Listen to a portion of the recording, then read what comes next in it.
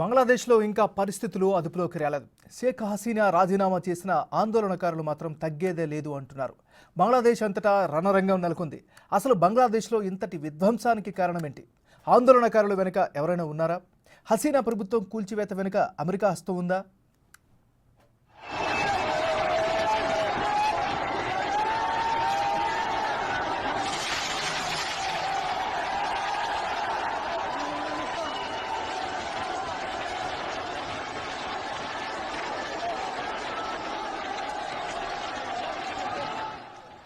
బంగ్లాదేశ్లో షేక్ హసీనా ప్రభుత్వం కూలిపోయేలా చేయడం వెనుక అమెరికా హస్తం ఉంది అనే అనుమానాలు వ్యక్తమవుతున్నాయి.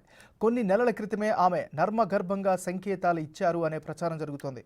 ఆమె ప్రభుత్వానికి అమెరికాతో సత్సంబంధాలు లేకపోవడాన్ని దీనికి ప్రధాన కారణము అని భావిస్తున్నారు.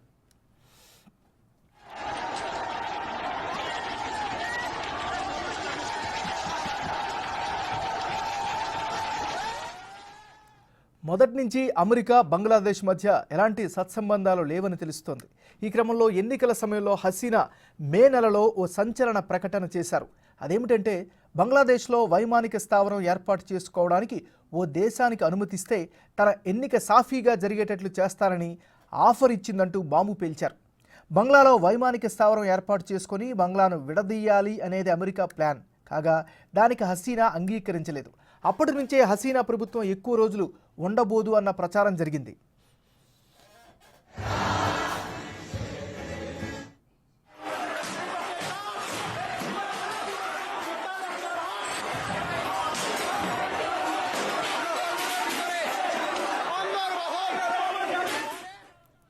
బంగ్లాదేశ్ నుంచి వచ్చిన షేక్ హసీనా ప్రస్తుతం భారత్కు రాగా మరికొంతకాలం ఇక్కడే ఉండనున్నట్టు తెలుస్తోంది. షేక్ హసీనా రాజకీయ శరణార్థిగా యూకేలో ఆశ్రయం కోరారు. దీనిపై బ్రిటన్ ప్రభుత్వం ఇంకా ఎలాంటి నిర్ణయం తీసుకోలేదు. దీంతో యూకే ప్రభుత్వం నుంచి అనుమతులు వచ్చే వరకు ఆమె భారత్లో ఉండేందుకు అనుమతులు ఇచ్చినట్టు తెలుస్తోంది.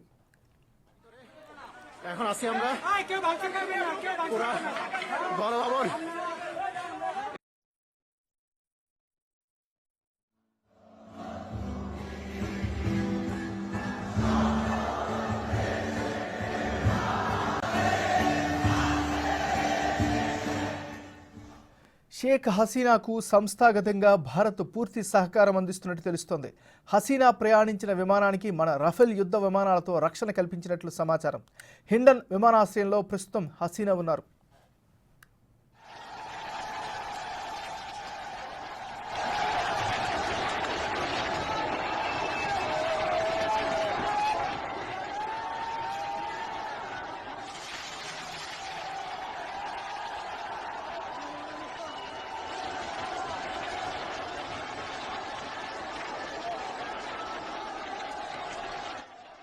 ఇదిలా ఉంటే బంగ్లాదేశ్లో నెలకొన్న పరిణామాలను కేంద్రం నిశ్చితంగా గమనిస్తోంది. ఈ క్రమంలో అఖిలపక్ష సమావేశాన్ని ఏర్పాటు చేసింది.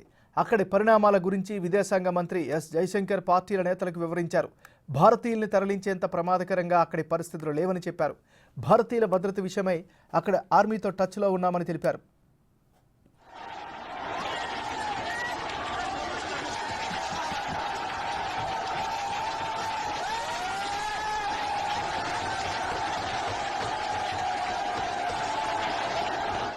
షేక్ హసీనాను గద్దె దింపడం వెనుక విదేశీ కుట్ర ఏమైనా ఉందా అని రాహుల్ గాంధీ ప్రశ్నించారు.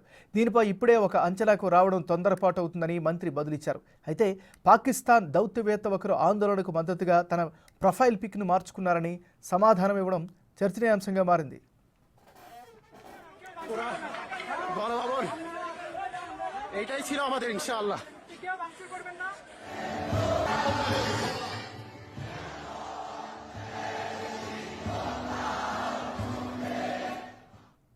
ఇక ఇదే అంశానికి సంబంధించి ఓవరాల్ అప్డేట్స్ మా రిపోర్టర్ శివ ఢిల్లీ నుంచి అందిస్తారు. శివ, చెప్పండి. బంగ్లాదేశ్ లో నిన్నటి నుంచి మొదలైన ఈ రిజర్వేషన్ల అంశం సంబంధించి ఉద్రిక్త పరిస్థితులు అక్కడ కొనసాగుతున్నాయి.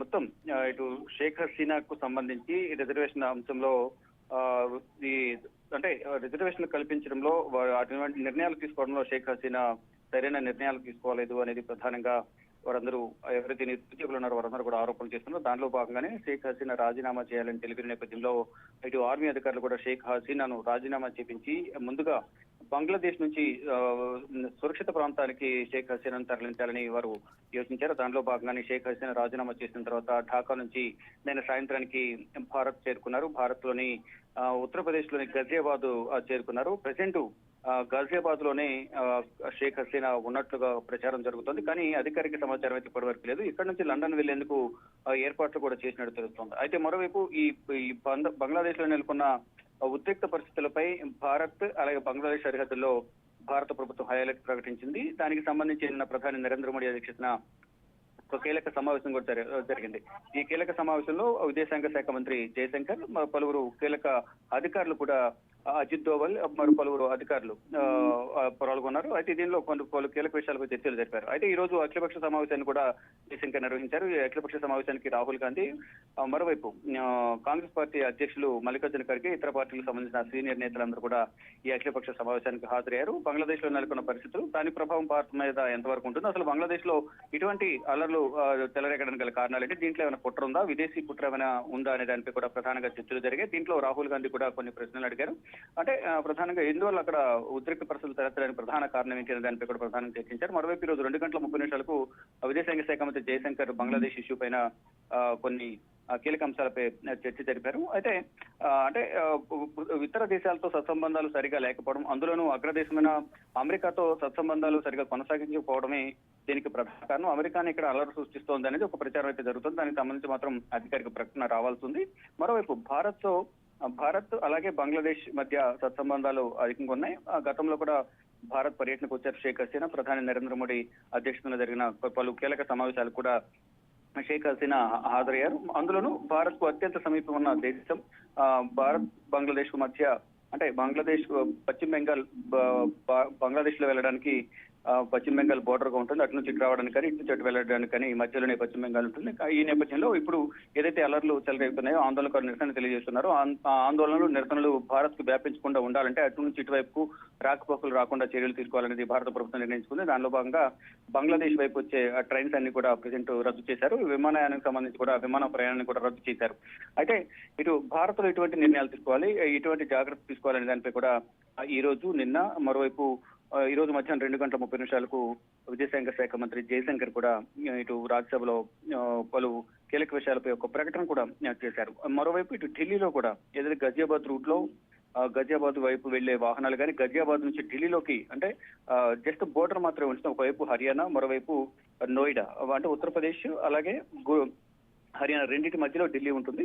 ఇటు ఢిల్లీ వైపు వచ్చే, అంటే ఉత్తరప్రదేశ్ ప్రజెంట్ గజియాబాద్ ఎయిర్పోర్ట్ లో షేక్ హసీనా నిన్న ల్యాండ్ అయ్యారు. అక్కడే ప్రజెంట్ ఉత్తరప్రదేశ్ లోనే గజియాబాద్ సమీపంలోనే బస చేస్తున్నట్లుగా అయితే సమాచారం ఉంది. ఇక అటు నుంచి వచ్చే వాహనాలు కానీ, ఇటు నుంచి గజియాబాద్ లకు వెళ్లే వాహనాలు కానీ, అంటే బంగ్లాదేశ్ సంబంధించిన సానుభూతి పరులు, ఎవరైతే నిరసనకారులు ఉన్నారో వారికి మద్దతు తెలిపేవారు కొంతమంది ఢిల్లీలో కూడా ఉండే అవకాశం ఉంది. కాబట్టి అటు షేక్ హసీనా నివాసం స్థావరం ప్రజెంట్ ఏదైతే బస్ చేస్తున్నారో అటువైపు వెళ్లకుండా ఉండే విధంగా కూడా ఇటు ఢిల్లీ అలాగే భారతదేశ వ్యాప్తంగా కూడా పటిష్టమైన భద్రతను ఏర్పాటు చేశారు. ఎక్కడికక్కడ పటిష్ట భద్రత మధ్య ఈ చర్యలు అయితే ఇటు భారత ప్రభుత్వం తీసుకుంటుంది. మరోవైపు బంగ్లాదేశ్ పాలన అంతా కూడా ఇప్పుడు ఆర్మీ చేతులకు వెళ్ళింది, సైన్యం చేతుల్లోనే ఇప్పుడు పాలన అంతా కొనసాగుతుంది. ఇక్కడ సాయంత్రం రాష్ట్రపతి అని బంగ్లాదేశ్ రాష్ట్రపతిని కలిసి నూతన ప్రభుత్వాన్ని ఏర్పాటు చేసేందుకు ఆహ్వానం పలకాలంటూ కూడా ఆర్మీ చీఫ్ ఆఫీసర్ అక్కడికి వెళ్ళబోతున్నారు. వెళ్ళిన తర్వాత నూతన ప్రభుత్వం ఏర్పాటు కాబోతుంది. ఏర్పడిన తర్వాత మంత్రివర్గ విస్తరణ ఉంటుంది. తర్వాత ఈ రిజర్వేషన్ అంశంపై అందరితో ఇరు వర్గాలు ఎవరైతే ఇప్పుడు ఆందోళన నిర్వహిస్తున్నారో, ఆందోళన నిర్వహించే వారు ఇరు వర్గాలు ఉంటారు కాబట్టి వారిని పిలిచి ఇద్దరికి ఆమోదయోగ్యమైన రిజర్వేషన్ అంశాన్ని క్లియర్ గా చర్చించిన తర్వాత రిజర్వేషన్లపై కూడా ఒక కీలక ప్రకటన చేసే అవకాశం అయితే కనిపిస్తుంది. ఇక భారత్ లో కూడా హైలైట్ ప్రకటించారు. ప్రతి చెక్ పోస్ట్ వద్ద కూడా తనిఖీలు చేసిన తర్వాత మాత్రమే అందరినీ భారత్ లోకి అనుమతించారు. అంటే ఉత్తరప్రదేశ్ నుంచి ఢిల్లీలోకి వచ్చేవాళ్ళు కానీ, ఇటు హర్యానా నుంచి ఢిల్లీకి వచ్చేవాళ్ళు కానీ ప్రతి ఒక్కరికి కూడా క్షుణ్ణంగా తనిఖీలు చేయాలనేది భారత ప్రభుత్వం కూడా భారత విదేశాంగ శాఖ అలాగే కేంద్ర హోంశాఖ కూడా ఆదేశాలు జారీ చేసింది. ఏమన్నారు? Thank you Shiva.